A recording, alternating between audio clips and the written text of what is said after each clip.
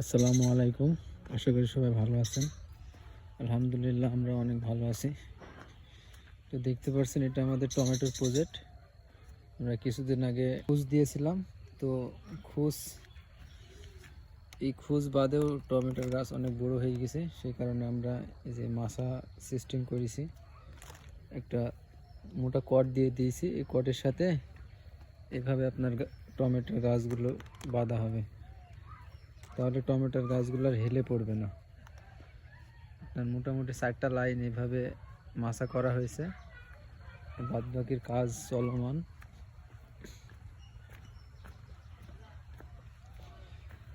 এই যে এইভাবে তিনটা করে, একটা লাইনে তিনটা করে খুঁটি দিয়ে এইভাবে আপনার হচ্ছে পরে কট দিয়ে দেওয়া হয়েছে। গাছ যত বড় হবে কটের পরিমাণ আরও বাড়াই দেওয়া হবে।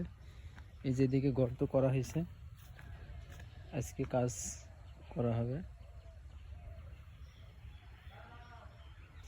আর আর এই সাইডে টমেটোর প্রজেক্টে আপনার মাছা করাই আছে। এই যে সুতাগালা শুধু টাইট করে বেঁধে দিতে হবে, তাহলে হয়ে যাবে। যে দেখতে পাচ্ছেন এভাবে বেঁধে দিলেই হয়ে যাবে।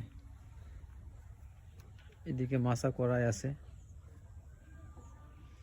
তো 2-1 দিনের ভিতরে এই মাছার কাজও কমপ্লিট করা হবে। আপনার এই মাছার কাজ প্রায় কমপ্লিট আছে, শুধু যে আপনি সুতাগলা দেখতে পাচ্ছেন, এই সুতাগলা একটু টাইট করে দিতে হবে, তাহলেই এই টমেটোর প্রজেক্টের মাছার কাজ শেষ।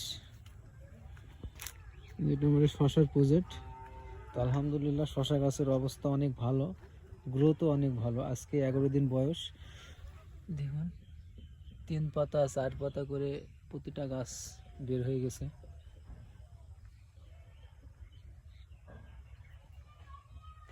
তো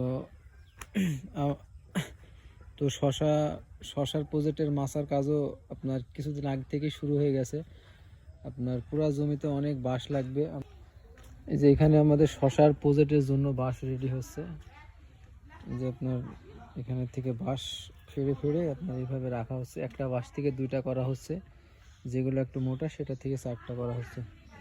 যেদিকে আরও বাঁশ আছে, এই বাঁশগুলো আমরা হোসেনাবাদ থেকে নিয়ে আসা হয়েছে। এর আগে 4-5 দিন আগে বাঁশগুলো নিয়ে আসা হয়েছে, কিন্তু ভিডিও করা হয়নি। তো এই বাঁশগুলো দিয়ে আমাদের শশার প্রজেক্টের মাছা হবে। তো সবাই ভালো থাকবেন। আজকের ভিডিওটা এই পর্যন্তই।